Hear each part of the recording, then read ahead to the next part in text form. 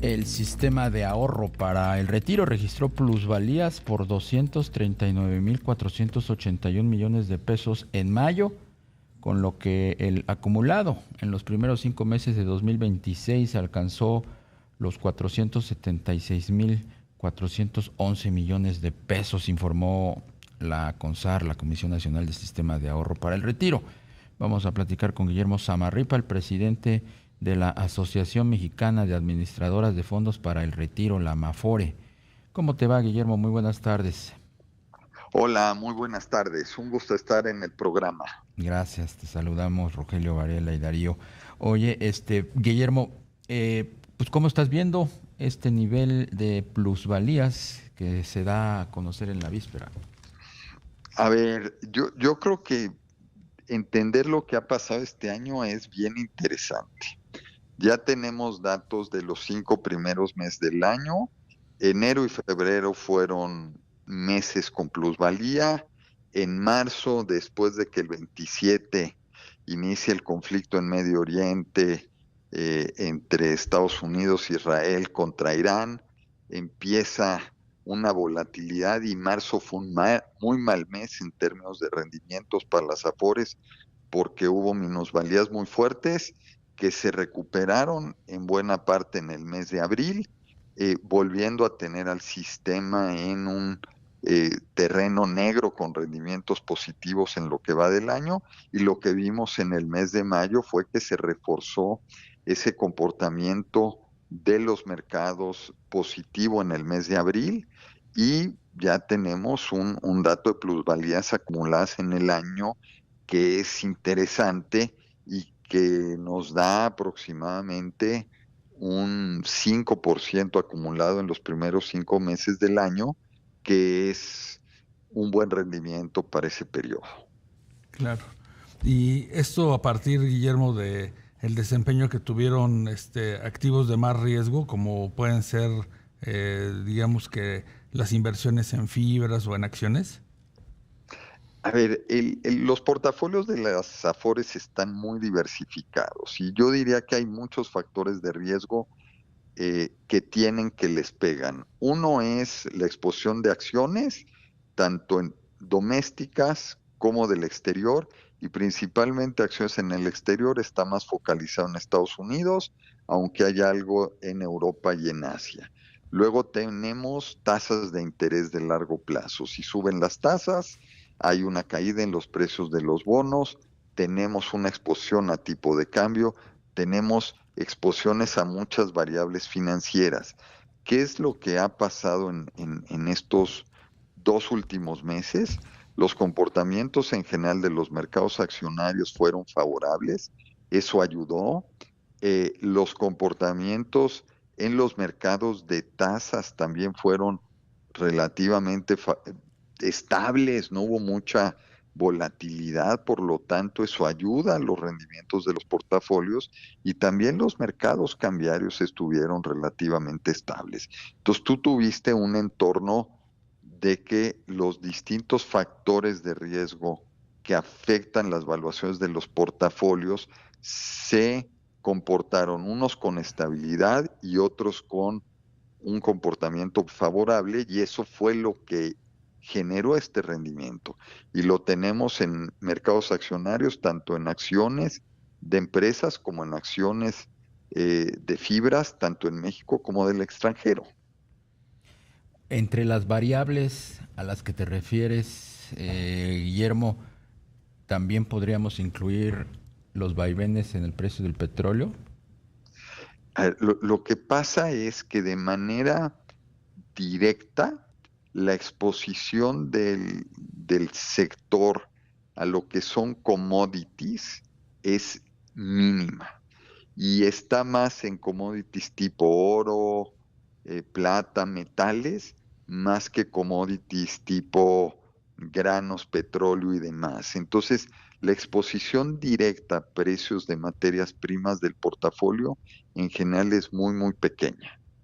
Por eso, directamente no tenemos un, digamos, un beneficio o un perjuicio en términos de plusvalía o minusvalía por los precios de los commodities. lo que le afecta a los portafolios es más lo que vino de la guerra, que fue la incertidumbre, o todavía en una manera como se materializa es vía la mayor inflación. Y lo que estamos viendo es que sí es cierto que en Estados Unidos repuntó la inflación, está por arriba del 4%, en Europa también se ve una presión inflacionaria, pero se está mitigando y hoy parece que un escenario como el de 2022, donde varios países desarrollados llegaron a ver niveles de inflación de doble dígito, no va a suceder. Entonces el canal de transmisión de los commodities llega vía política monetaria, tasas de corto y de largo plazo, y hoy no se ve eso en los mercados financieros. Y no hay un efecto directo porque la exposición es mínima. Claro. Guillermo, ¿y cómo se compara pues el rendimiento promedio de las CIEFORES con el rendimiento de la subcuenta de vivienda que administra Infonavit? Depende en qué horizonte de plazo lo comparamos. El tema de la subcuenta de Infonavit es que van dando un rendimiento, pero realmente se conoce cada año cuando la asamblea decreta el remanente. Lo que vemos en el histórico de 10 años es que la cuenta de la Afore da un rendimiento mayor a la subcuenta de vivienda del Infonavit. Depende las ventanas de tiempo que utilices, es de 300 a 400 básicos por encima de. Okay. La cuenta de Infonavit está dando inflación más 1, inflación más 1,5.